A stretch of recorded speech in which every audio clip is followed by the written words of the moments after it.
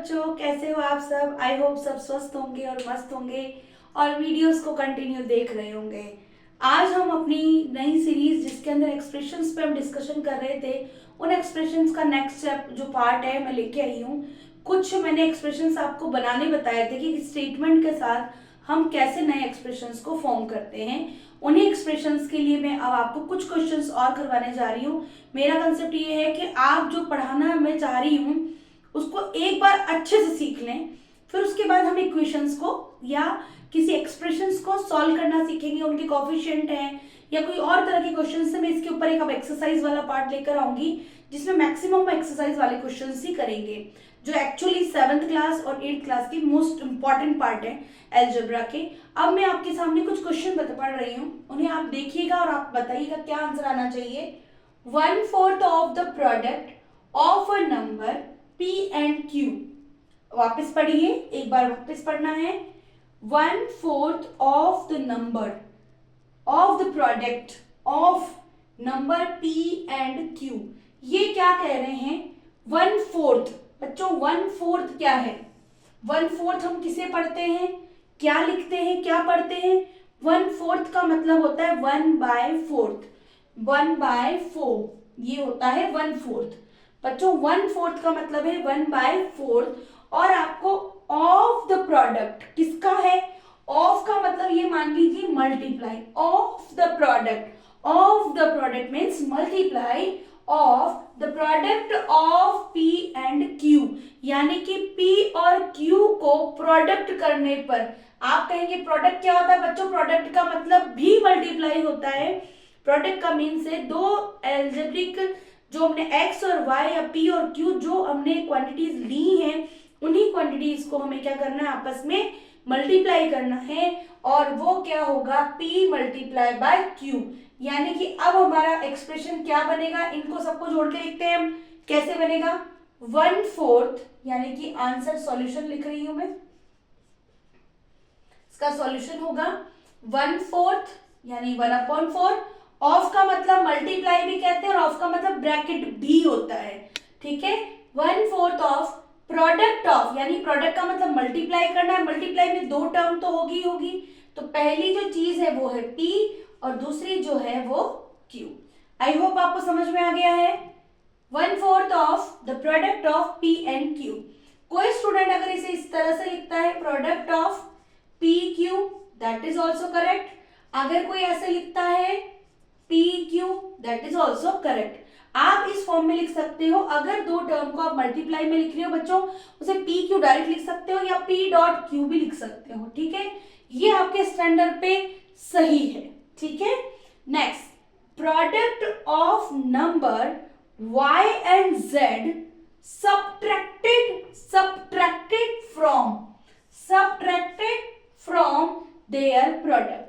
ये कह रहे हैं कि अगर मैं दो नंबर्स का y और z का जो प्रोडक्ट है, y और z का जो प्रोडक्ट है, यानी कि y plus z, sorry y product का मीन्स मल्टीप्लाई, यानी y मल्टीप्लाई बाय z की जो वैल्यू आएगी उसे मुझे माइनस करना है बच्चों, माइनस करना है फ्रॉम का मतलब वो कहाँ आएगा? वो इस एक्सप्रेशन के पहले लिखा जाएगा। ये जहां लिखेंगे हम, इसके पहले जो टर्म आएगी वो फ्रॉम के बाद वाला टर्म आएगा। फ्रॉम के बाद वाला term their product. Product is what? Product क्या होगा? इन्हीं का प्रोडक्ट। तो इनके प्रोडक्ट का minus product of the number y and z subtracted from their product. Product of the numbers, दो नंबर का प्रोडक्ट माइनस किया जाता है उन्हीं के प्रोडक्ट में से। अब इनका प्रोडक्ट वापस बच्चों क्या होगा? yz minus yz। तो सॉल्यूशन में आप क्या लिखेंगे?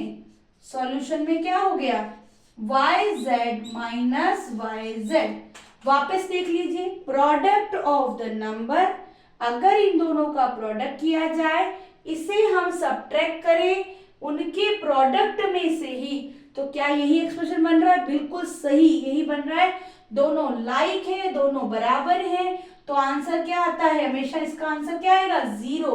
दोनों को माइनस करते हैं, लेकिन आपको यहाँ मेंशन नहीं करना, आपको सिर्फ एक्सप्रेशन बनाने को दिया है। Next is number x and y both squared, यानी उनकी पावर 2 करी जाए, उनका वर्ग किया जाए, एंड एडेड, उनको जोड़ दिया जाए। तो आपका सॉल्यूशन लाइन क्या होगा, आपका सॉल्यूशन क्या होगा बच्चों, ये कह रहे हैं x है और y है, ठीक है, x और y है, x एंड y दोनों नंबर का स्क्वायर करो, करो स्क्वायर, उसने कहा है तो करना पड़ेगा, बोल रहा है वो कि उसको करो स्क्वायर, एंड एडेड, और स्क्वायर करके भाई साहब उनको दोनों को क्या कर दो, आप ऐड कर दो। ऐड का मतलब क्या हुआ, प्लस कर दो। अगर दोनों नंबर का आपको स्क्वायर करके प्लस किया जाए तो ये आपका सॉल्यूशन आएगा। बच्चों मुझे लगता है कि आपको कुछ तो भी समझ में आ रहा है, कुछ तो आप पढ़ पा रहे होंगे। इन एक्सप्रेशंस की देखो शुरुआत ना 6th क्लास से हो जाती है, लेकिन वहां पर एक लेवल होता है बहुत कम, यानी कि वेरिएबल लेना सिखाते हैं, क्या चीज ली जाए, कितने नंबर ऑफ क्वांटिटी ली जाए, आपको वो सब चीजें धीरे धीरे समझ में आने लग जाएगी। आप इन वीडियोस को करिए, सॉल्व कीजिए, अपने आप दोहराइए और कुछ क्वेश्चंस को और कीजिए। मेरे से पॉसिबल हुआ तो मैं और कराऊंगी, अदरवाइज मैं आप सारे जो इसके एक्सरसाइज है, सिंपल एक्सप्रेशंस वाली एक्सरसाइज के कुछ क्वेश्चन मैं नेक्स्ट वीडियो में बनाऊंगी। नेक्स्ट 2 वीडियो हो सकते हैं एल्जेब्रिक एक्सप्रेशन पे चलेंगे, देन हम अब चलेंगे इसके बाद इक्वेशन पे। देखिए पहले एक्सप्रेशन समझे जाते हैं, एक्सप्रेशन बनाने जब आ जाते हैं तब हम इक्वेशंस पे आते हैं। लीनियर इक्वेशन पे बात करेंगे कि 7th क्लास का स्टैंडर्ड जो है उसमें इक्वेशंस ही ज्यादा इंपॉर्टेंट है, तो उन इक्वेशंस को सॉल्व करना, उन इक्वेशंस पे कैसे वैल्यूज लेके आना है, सिंगल वेरिएबल इक्वेशंस क्या होती है वो हम आगे पढ़ने जा रहे हैं। आपका नेक्स्ट वीडियो अभी इसी से रिलेटेड आएगा, एक्सप्रेशन के 2 से 4 क्वेश्चन और होंगे। उसके बाद आपको समझ में जो क्वेश्चन नहीं आए आप मुझे फोटो भेज सकते हैं, कमेंट कर सकते हैं, और मेरी रिक्वेस्ट है आप लाइक शेयर सब्सक्राइब जरूर कीजिए, बेल आइकन को दबा दीजिए ताकि आपको मेरी वीडियोस अपलोड होते ही रिमाइंडर आ जाए। थैंक यू सो मच, फिर मिलते हैं, बाय बाय।